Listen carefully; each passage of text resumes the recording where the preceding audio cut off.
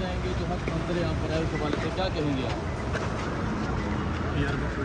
जो खत मंजर आम पे आया है ये निशानदेही करता है कि हमारा निज़ाम जो है पूरा गवर्नेंस का, अदालत का, रियासत का, वो कितना बोसीदा, कितना उत्सर, कितना एंटी पब्लिक, कितना एंटी लॉ हो चुका है। जज साहिबान का ये ख़त जो है ये पाकिस्तान की अदालती तारीख़, आईनी और कानूनी तारीख़ में एक अनोखा वाक़या है और दुनिया की तारीख़ में ऐसी नज़ीर नहीं मिलती है जहाँ एक ही हाई कोर्ट के 6 जज साहिबान मुश्तरका तौर पे अपनी रुदात बताते हैं कि उन पे क्या गुजरी है। ज़रा थोड़ा सा खामोश हो जाए ना प्लीज़। वो ये बता रहे हैं, ये वो जज साहिबान हैं जिन्होंने पाकिस्तान के अवाम की बुनियादी हकूक़ का तहफ़्फ़ुज़ करना है और ये अपने साथ जो सलूक रवा रखा गया, उनके रिश्तेदारों को अगवा किया गया, उनकी काल से भी आप क्यों इतना शोर कर रहे हैं? बहुत अफसोस की बात है, आप सारी फ्लो जो है ब्रेक कर रहे हैं। ठीक है, आप जिक्र कर रहे थे मरवत साहब के जो उनकी फैमिली को उठाया गया, जो खत में मेंशन है, जो चीज़ें मेंशन है। देखिए, जो ये ख़त हैं, ये ख़त इस निज़ाम के मुंह पे एक ज़नाटेदार थप्पड़ है और इसके ज़िम्मेदारान का भी तयन होना चाहिए। 5 चीज़ें इससे वाज़ेह हैं। नंबर 1, अदालती निज़ाम को 2 साल के अंदर खुद साबिक़ा chief justice supreme court Bandial साहब और इसके अलावा मौजूदा हाई कोर्ट्स में वो जज साहिबान जिनके बारे में खुद जज साहिबान ने राय दी है कि वो कानून की हुक्मरानी के साथ न खड़े हो सके, वो भी ज़िम्मेवार हैं। ये बेंचेस किस तरह बने, किस तरह सियासी केसेस मखसूस बेंचेस को दिए गए, किस तरह नवाज शरीफ, शहबाज शरीफ, मरियम नवाज, जरदारी साहब, इन तमाम केसेस के बेंचेस वही रहे। मकसूद चपड़ासी, इवन फील्ड का जो 18 अरब रुपए का एक घर जो है मलिक रियाज को बेचा गया, वो भी ख़त्म हुआ। नवाज शरीफ की तमाम सज़ाएँ ख़त्म हुई, आते ही आते हथकड़ियाँ नहीं लगी। वही बेंच, फिर वही बेंचेस जो डिफरेंट बेंच जो हैं खान साहब के लिए मखसूस बेंचेस, मातात अदलिया जो इस्लामाबाद की हैं, इसकी भी हालत ज़ार सामने आ गई हैं कि उनको भी टेरराइज किया गया, उनसे मनमानी फ़ैसले दिलवाए गए। तो लिहाजा जो 5 चीज़ें हैं, नंबर 1 कि इसमें अदलिया के अंदर अपने सहूलतकार हैं। नंबर 2, अपने अल्फ़ के तहत सुपीरियर अदलिया का हर जज पाबंद है कि ऐसी इंटरफियरेंस को ना भी कहें और इसका अजाला वो खुद कर सकते हैं। तवीन अदालत इससे बड़ी क्या हो सकती है? क्या आपको पता है कि वो आपको अपने फ़राइज़ की अंजामदही में रुकावट डाल रहे हैं?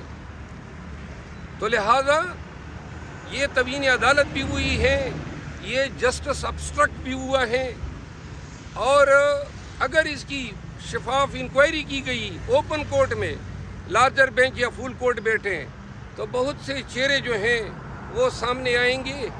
ये एक मौका है पाकिस्तान की सुप्रीम कोर्ट के पास कि अपनी अदलिया का तहफ़्फ़ुज़ भी करें और निज़ाम में आइंदा के लिए ऐसी चीज़ों को दोबारा पैदा होने से रोकने के लिए इक़दाम करें। खान साहब की जो सज़ाएँ हैं वो इस एक लेटर ने उनको इनवैलिडेट कर दिया है। शहबाज शरीफ, नवाज शरीफ और PDM की जितनी बरीयतें हैं, उन तमाम बरीयतों का इन्होंने आईना दिखा दिया है और पाकिस्तान तहरीक इंसाफ ये मुतालबा करती है कि न कि सिर्फ इसके ओपन ट्रायल हो, पूरी दुनिया देखे कि किस तरह पाकिस्तान की अदलिया जो है अपने घर को बचाती है कानून की हुक्मरानी के लिए और अदलिया की अपनी आज़ादी के लिए।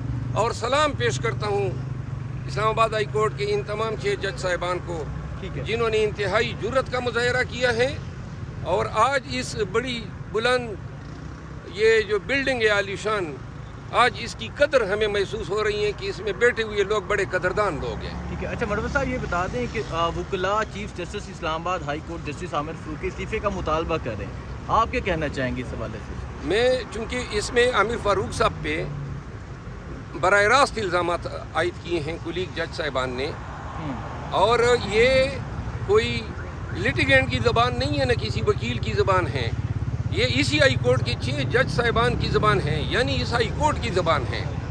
بڑے ہی سنجیدہ الزامات ہیں. فاضل چیف جسٹس اسلام آباد ہائی کورٹ کو میری رائے میں مستعفی ہونا چاہیے. بیرسٹر گوہر سے ابھی یہی سوال کیا تھا, وہ کہتے ہیں کہ ہم یہ مطالبہ نہیں کرتے. بیرسٹر گوہر صاحب اپنی ذاتی رائے رکھتے ہوں گے یا پارٹی کی پالیسی وہ بیان کر سکتے ہیں, میں اپنی ذاتی رائے یہ بیان کر رہا ہوں. ٹھیک ہے. قاضی فہد عیسیٰ صاحب سے کیا ایکسپیکٹ کرتے ہیں آپ اس حد کو لے کے؟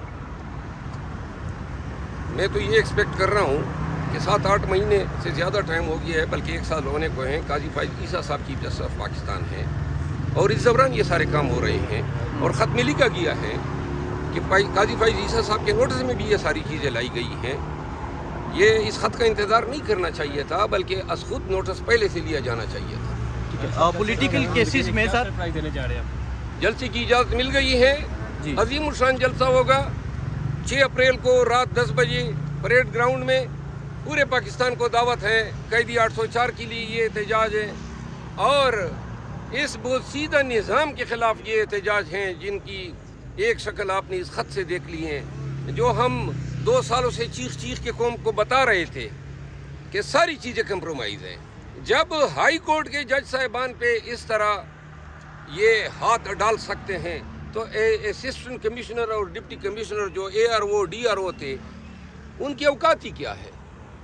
جو مینڈیٹ چوری ہوا ہے اس کی بھی تصدیق ہوتی ہے, جو خان کو سزائیں ہیں وہ بھی انویلیڈیٹ ہوتی ہیں, اور جو بریتیں ہیں نواز شریف فیملی کی وہ بھی انویلیڈیٹ ہوتے ہیں. اچھا سر, کمشنر صاحب نے بھی یہ بیان دیا تھا آروز کے حوالے سے کہ 70 ہزار سے, جی وہی تسلسل ہے, لیکن بعد میں وہ اپنے بیان سے بدل گئے تھے. سر دیکھیے جی, بات میں بیان ایک دفعہ آتا ہے جو اوریجنل اور فرسٹ ٹائم ہوتا ہے, ٹھیک ہے, اور اس کو دوبارہ اگر کنولوٹ یا پرورٹ یا پلوٹ کریں تو وہ جو سیکنڈ سٹیٹمنٹ ہوتا ہے. دیکھیے کمشنر جو ہیں اس کو پاگل کتے نے کاٹا تھا کہ اچھی بلی زندگی گزر رہی تھی, اچانک ضمیر کیا تو مجبور ہو کے چیخ اٹھا, اور اس نے کہا یہ ہوا ہے اور ہوا ہے. 13 حلقے ہیں پنڈی میں, ساری دنیا ووٹرز, تمام آزاد امیدوار, تمام پارٹیاں کہہ رہی ہے کہ یہ مینڈیٹ جو ہے PTI کا جو ہے اس پہ ڈاکہ ڈالا ہے, عوام کے مینڈیٹ پہ ڈاکہ. یہ بہت ہی سنگین جرم ہے. جج صاحبان نے پاکستان میں آئین کے خلاف غداری کی نشاندہی کی ہے, تو لہٰذا یہ ان سنگین الزامات کی روزانہ کی بنیاد پہ سماعت ہونی چاہیے. کب جان چھوٹے گی؟ ختم ہونے دو اس قصے کو. روزانہ ایک نہ ایک جو ہے کڑا کھل جاتا ہے, یہ ہو رہا ہے وہ ہو رہا ہے. اب تو لہٰذا گزارش یہ ہے, پاکستان کو بچانا ہے تو پاکستان میں قانون کی حکمرانی کو لانا ہے, اور اگر پاکستان کا بیڑا غرق کرنا ہے تو جس طرح ایبٹ آباد واقعے پہ عدلیہ خاموش رہی, سلالہ ٹیک پہ خاموش رہی, APS پہ خاموش رہی, 12 مئی کراچی کے واقعات پہ خاموش رہی, 9 مئی کے واقعات پہ آج تک خاموش ہیں, اس پہ بھی خاموشی اختیار کر لے. ملک کا بٹا ویسے ہی بیٹھ رہا ہے, تو لہٰذا پھر تیاری کریں کل پڑھنے کی, کیونکہ اس ملک سے ہم اور کیا. پاکستان کا جو یونائٹڈ اسٹیٹس میں ایک justice international world justice project ہے, اس میں درجہ بندی کی گئی ہے کہ کس ملک کا نظام انصاف اور کس ملک میں قانون کی حکمرانی کس درجے پہ ہے. 128 ممالک ٹوٹل ہیں, اس میں 118 نمبر پہ درجہ بندی پاکستان کی 6 ماہ قبل تھی, اور مجھے یقین ہے کہ یہ جو الیکشن چوری ہوئی ہے اس سے اب دوبارہ اگر درجہ بندی ہوگی تو پاکستان 128ویں نمبر پہ آئے گا. انڈیا 69 نمبر پہ ہے, اور ہم سے جو پیچھے ہیں وہ صرف افغانستان کا رول آف لا ہے, وہ جو ہیں 121ویں نمبر پہ. اچھا سر, ٹریان کیس مینشن ہوا ہے, اس کے علاوہ یہ مینشن ہوا ہے کہ پولیٹیکل کیسز میں انٹرفیئر ہوتا ہے اور ابھی بھی ہو رہا ہے, تو آپ کیا سمجھتے ہیں؟ یہ ٹریان کیس میں جو جج صاحبان نے, یہ بیسیکلی فرد جرم ہے چیف جسٹس عامر فاروق صاحب کے خلاف. یہ جوڈیشل مس کنڈکٹ کے زمرے میں آتا ہے. اور یہ ضرور پراب ہونا چاہیے عدلیہ کی اپنی بھلائی کے لیے، قانون کی حکمرانی کے لیے، اور ان چیزوں سے پہلوتئی نہیں کرنی چاہیے۔ جلسے کے حوالے سے کافی سیریس کیسز میں ان کو سزا ملی ہے، تو کیا یہ خط کے بعد ان کو جو سزائیں ہیں ان میں کوئی فرق پڑے گا؟ دیکھیں یہ خط کیا کہہ رہا ہے، من مانی بینچز بنائے جا رہے ہیں۔ یہی بات شوکت عزیز صدیقی صاحب کہہ رہے تھے کہ من مانی بینچز بنتے ہیں، سزائیں ہوتی ہیں، تو لہٰذا یہ پاکستان کی عدالتی نظام میں ایجنسیوں کے کردار پہ کتابی لکھی جا چکی ہے، اور اس کا اب مداوع ہونا چاہیے۔ وکلاء کے لیے میرے خیال میں اس سے بہتر کوئی فیلڈ نہیں ہو سکتی ہے کہ وہ قانون کی حکمرانی کا نعرہ لگا کے اب ہم ٹونک کے میدان میں آ جائیں۔ عدلیہ کے ساتھ کھڑا ہونا ہے، عدلیہ کی سپریمیسی کے لیے، اور وہ تمام جج صاحبان جو ابھی تک خاموش ہیں، جس ہائی کورٹ کے بھی، ان کو بھی چاہیے کہ وہ بھی اپنے مافی الضمیر کا اظہار کریں،